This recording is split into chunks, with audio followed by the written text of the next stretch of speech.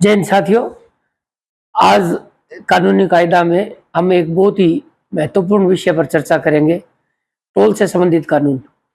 कल हमारे पीलीभंगा में सड़क पर जो कि जिस पे हम लोग टोल भी दे रहे हैं, गलत निर्माण किया हुआ था, थोड़ा जंप था जिसके कारण एक कार एक्सीडेंट हुई और 3 युवाओं की डेथ हो गई। ये रात की बात है।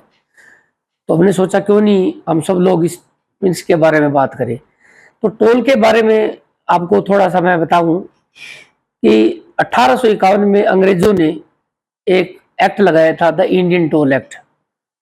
अब एक तरफ भाजपा सरकार ये दावा कर रही है कि हम जो है वो ब्रिटिश कालीन कानून को हटा रहे हैं, और दूसरी तरफ इन्हीं ही कानूनों के अंतर्गत लूट मचाई जा रही है।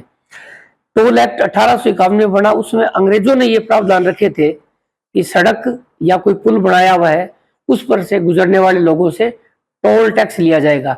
इस शब्द पर आपको ध्यान रखना है, टोल टैक्स। टोल टैक्स को हम देखें तो टोल टैक्स का हमारे संविधान में सीधा मतलब है पथ कर, यानी रोड टैक्स। सड़क, सरकार ने सड़क बनाई और हम सड़क पर से हमारे व्हीकल से ले जाते हैं, तो इसके बदले में हमें सरकार को टैक्स देना पड़ते हैं, जिसे हम कहते हैं टोल टैक्स या पथकर।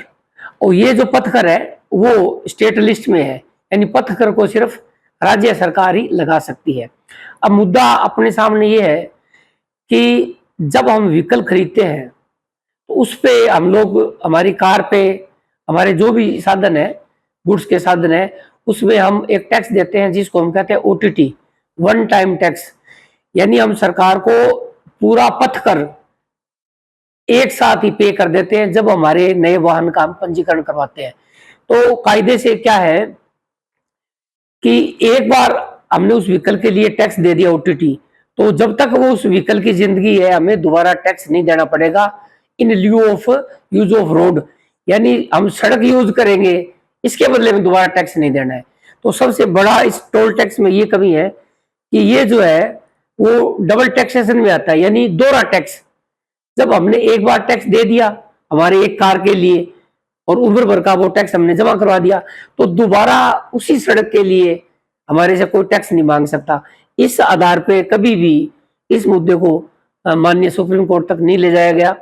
तो अगर हम सब मिलकर ऐसा कुछ करते हैं कि कम से कम ये जो डबल टैक्सेशन वाली बात है, तो दोहरा कर हमारे से लिया जा रहा है, उससे हम बच सके। अब सरकार की चालाकी देखिए, जब टोल एक्ट के अंदर ये था कि अगर टोल शब्द इसका नाम रखेंगे तो ये बात आगे आएगी, क्योंकि भारतीय संविधान भी मना करता है 2 बार टैक्स लेने से। तो इन्होंने क्या किया, इसको नाम दे दिया फीस, यानी सड़क पे हमारे पे फीस लगेगी, जबकि फीस के लिए कोई अलग सेवाएं होती है सरकार की, तो हम उसके बदले में फीस दे सकते हैं। तो अब उन्होंने एक तो नेशनल हाईवे पर टैक्स लगा रखे हैं और स्टेट हाईवे पर, उसके बारे में हालांकि हम आगामी वीडियो में डिटेल से करेंगे। लेकिन आज अगर आप लोग थोड़ा इसमें सहायता करना चाहे तो इसमें मैं मुख्य रूप से आपसे आज डिस्कस कर रहा हूं कि जो नेशनल हाईवे है उनमें एक टोल नाका और दूसरे टोल नाके के बीच में 60 किलोमीटर की दूरी होनी बहुत आवश्यक है। यानी 60 किलोमीटर से पहले ये टोल नहीं लगा सकते, और हमारी जो नगर पालिका सीमा है उससे 10 किलोमीटर के अंदर टोल नहीं होना चाहिए। अगर ये इसकी अवहेलना करते हैं तो इनको स्पेशल अनुमति लेनी पड़ेगी। इसी तरह से जो अपने स्टेट हाईवे है उस उनमें 40 किलोमीटर की डिस्टेंस में टोल हो सकते हैं, यानी एक टोल लग गया और दूसरा टोल 40 किलोमीटर से पहले नहीं होना चाहिए। जैसे अपने यहाँ हनुमानगढ़ में, शेरगढ़ में लगा हुआ है और फिर रावसर में जाके आगे लग गया, इनकी दूरी 40 किलोमीटर से कम आती है, क्योंकि पीछे वाला टोल अपना ये यहाँ पर रहेगा जंक्शन के आगे। मेरा ये कहने का आशय है कि जो टोल डिस्टेंस के हिसाब से गलत है, इसके लिए हमें एक चीज देखना पड़ेगा, इनके एग्रीमेंट्स।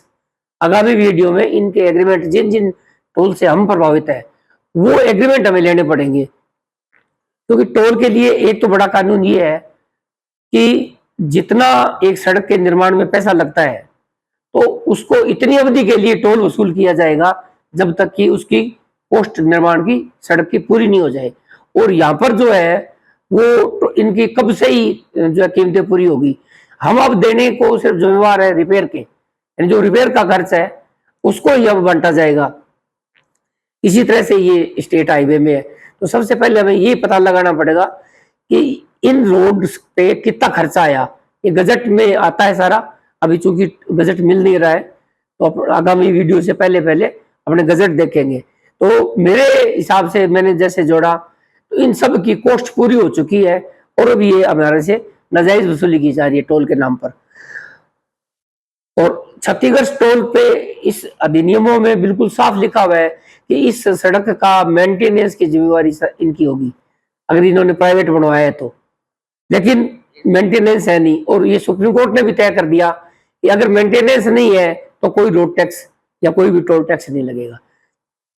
तो मेरा आप लोगों से ये आग्रह है कि ये जनहित के मुद्दे हैं जो सही ढंग से उठाए नहीं जाते। तो हम सब मिलके थोड़े थोड़े, अगर हम सोचेंगे चलो मेरी कार पे कितना लगना है, लेकिन हम सब लोग जब सामूहिक रूप से सोचेंगे तो हमें पता चलेगा कि इतना सारा ये हमारा टैक्स है वो जाता कहाँ है और क्यों नहीं सड़कों पे सही ढंग से लगे।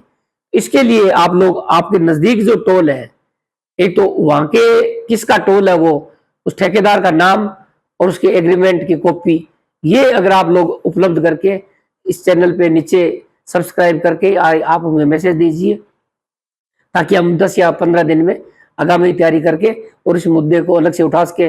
कल 3 बच्चे मरे हैं, रोज एक्सीडेंट होते हैं, तो कम से कम हम हमारी सड़कों को मेंटेन तो करवा ले। तो एक सामूहिक रूप से इनके खिलाफ रिट की जा सकती है कि जब तक ये मेंटेन नहीं है रोड, वहां पर ये टैक्स नहीं लेवे।